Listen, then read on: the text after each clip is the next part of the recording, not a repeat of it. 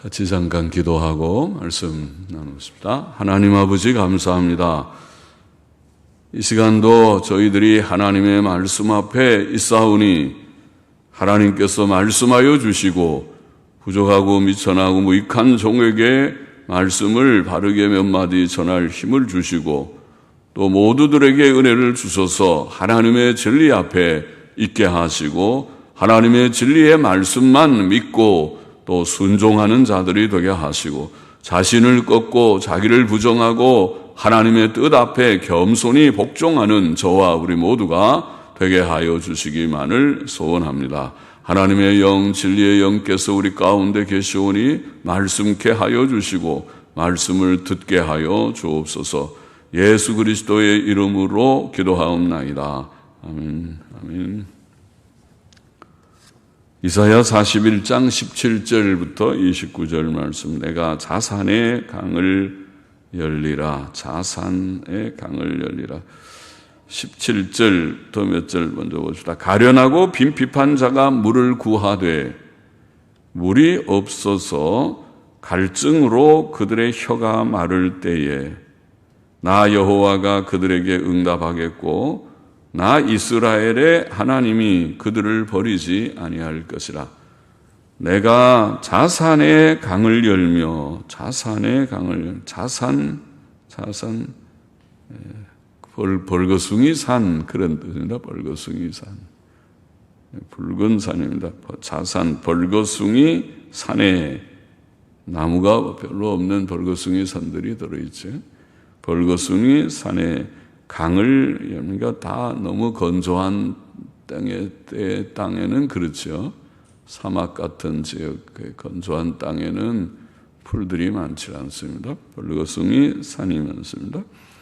내가 자산, 벌거숭이 산에 강을 열며 골짜기 가운데 샘이 나게 하며 광야로 못이 되게 하며 마른 땅으로 샘 근원이 되게 할 것이며 내가 광야에는 백향목과 백향목은 잘 아는 나무 같죠. 백향목과 그다음에 시띠나무와 시띠나무는 좀 낯설죠. 그러나 우리가 출애굽기에 보면 조각목 그런 날은 우리가 조각목이 뭐합니까? 그걸로 법궤도 만들고 여러 성막의 기구들을 만들 때 조각목을 사용하는데 조각목이 히브리 말로 시띠입니다. 시띠나무 그렇게 번역을 했는데 그 시띠나무 조각목은 아카시아, 정확히 말하면 아카시아라고 그랬습니다. 우리나라에 있는 아카시아 말고 우리나라의 아카시아 나무라는 것은 아카시 나무라고 하더군요. 정확히 아카시 나무. 그러나 아카시아 나무라고 하는 나무가 시띠나무라고 합니다.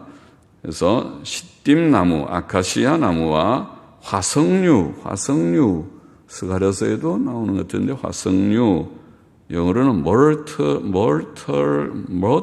머틀이라고 하네요. 머틀, 도금냥, 머틀을 그 영어 사전에 보니까 도금냥이 뭔지 식물을 잘하는 사람은 알겠지만 그래서 요새는 시대가 좋아서 컴퓨터 우리 스마트폰 가지고 검색에 우리가 그 기구들을 사용해서 구글이든지 뭐든지 써서 거기서 도금냥 쳐보면은 이제 그 설명이 다 나와 있고 백과사전 설명도 나와 있고 그림도 많이 나와 있어요. 도금냥 이렇게 생긴 그런 나무로구나.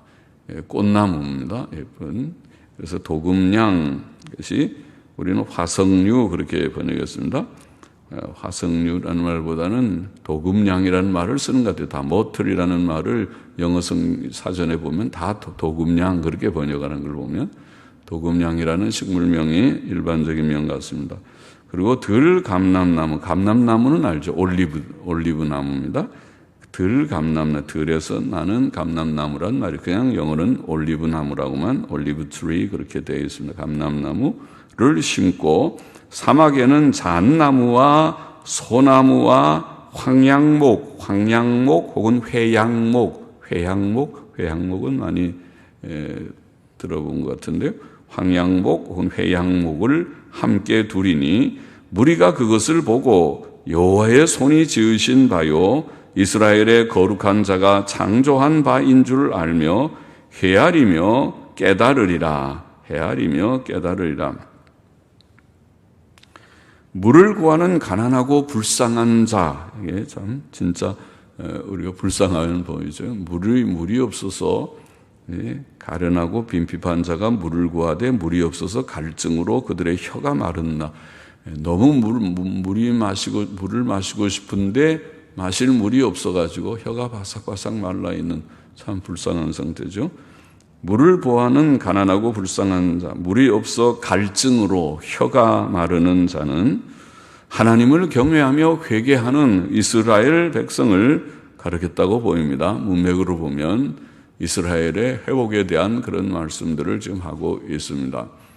그래서 이스라엘 백성들이 바벨론 포로 생활을 하면서 고생을 많이 하니까 얼마나 그들이 하나님을 사모했겠습니까? 또 회개도 했겠죠. 하나님 잘못됐습니다. 우리가 죄를 지어서 우상 숭배하고 음란하고 죄 많이 짓다가 이렇게 다 망해서 바벨론 포로 생활하는 지 70년이 돼 가는데 하나님 우리를 좀 구원해 주시면 좋겠습니다 하고 부르짖었겠죠. 하나님 경외하고 회개하는 이스라엘 백성들, 그들은 목이 말라서 물이 없어 갈증으로 혀가 마른 그런 사람과 같이 묘사되어 있다고 보입니다. 하나님께서는 가난하고 목말라 하는 이스라엘 백성을 버리지 않으시고 그들의 부르짖음에 응답하실 것입니다. 할렐루야죠. 할렐루야.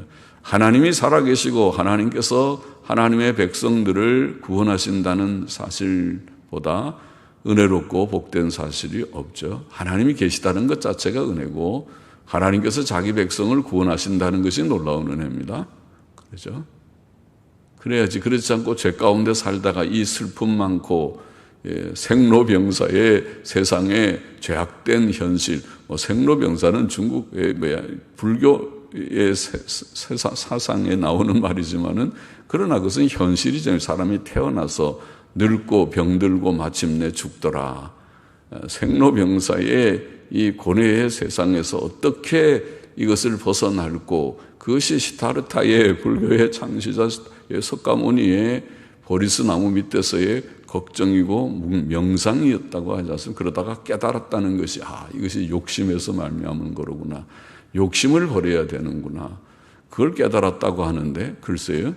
욕심을 버릴 수 있겠는지, 욕심을 버릴 수 있다면 꽤 그래도 성자가 되긴 할 것 같은데 욕심을 버릴 수 없을 테고 또 욕심을 버린다 하더라도 이미 지은 모든 죄를 해결할 수 없을 터인데 그것이 해결책이 되지 못합니다.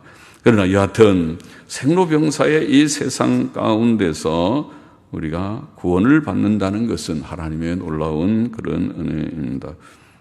하나님께서 이스라엘을 버리지 않으시고 그 부르짖음에 응답하실 것이다. 하늘의 비를 주관하시고 샘의 근원을 주관하시는 자가 바로 하나님이시다. 하나님께서 물을 주실 수 있죠. 비를 내리실 수 있죠. 지금 이게 비유가 메마른 가뭄이 져 있는 비유니까 비유라고 생각합니다만은 그것이 물을 주실 수 있다. 그들의 갈증을 해소시킬 수 있다. 갈증을 수가성 여인처럼 갈증을 해소할 수 있다.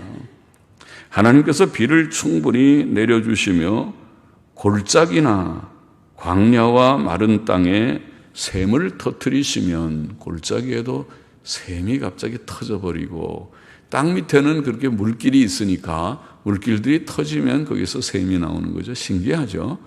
그러니까 저 산 높은 데서도 샘이라는 게 있지 않습니까? 그 샘이 다 터져서 물이 어떻게 그 산 위로도 같이 타고 올라가다 거기서 터져가지고 샘이 돼서 그게 흘러서 시내가 되고 그것이 나중에 큰 강이 되는 것이 이 땅에서 보는 그런 우리가 현상이 아닙니까?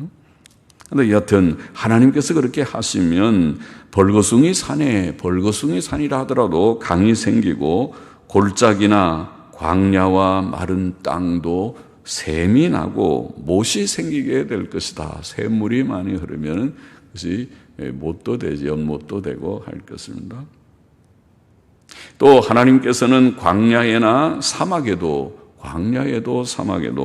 백향목과 아카시아 나무와 도금냥과 들감람나무, 올리브나무와 또 잣나무와 소나무와 회양목 등 여러 지금 나무들을 언급했습니다. 그 나무들은 건물이나 가구의 자재가 되는 나무도 있고 또 꽃과 향기를 주는 나무들도 있고 또 기름을 주는 나무들도 있고 그리고 그늘과 쉼을 주는 큰 나무들, 그 나무 그늘에 가면 여름에는 나무 그늘에 가면 얼마나 시원하고 좋은지 거기가 그런 나무들을 하나님께서 주실 것이다. 이 광야 같은 세상에서 하나님께서 비를 내리시고 샘을 터치셔서 그런 나무들이 우리에게 유익한 그런 나무들이 그 나무가 너무 울창하게 자라서 잘라서 집도 짓고 거기서 아름다운 꽃향기도 맡을 수 있고 또 거기에서 열매도 딸 수 있고 그런 기름도 또 짤 수 있고 한 나무들을 주실 것이다. 그러나 이 말씀은 문자적으로도 하나님께서 하실 수 있고 하실 것이다. 그렇게 보지만 이 말씀은 영적으로 이미 성취되고 있다고 보입니다. 영적인 의미를 가지는 말씀이라고 보입니다. 성경은 하나님의 은혜를 생수에 비유했죠.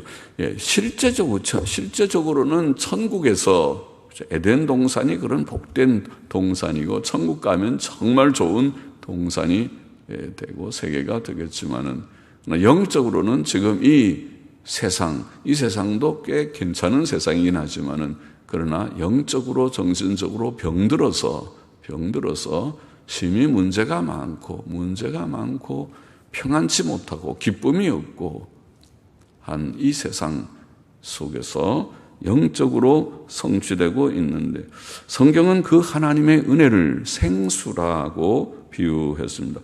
이사야서 55장 1절에 보면 너희 목마른 자들아, 우리 인생을 가리켜서 목마른 자들아 물로 나오라. 돈 없는 자도 오라. 돈이 없어도 오라. 참 좋은 말씀입니다.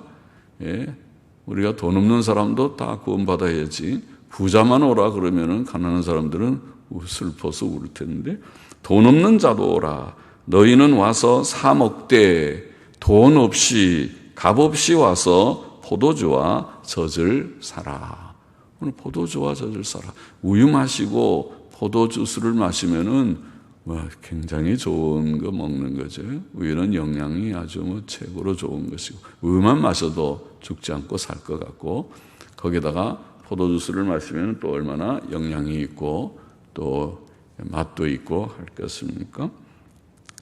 요한복음 7장 37절 38절에 보면 주님 말씀에 명절 끝날 곧 큰 날에 예수께서 서서 외쳐 가라사대 서서 설교하시기를 누구든지 목마르거든 주님이 또 목마른 얘기를 했습니다.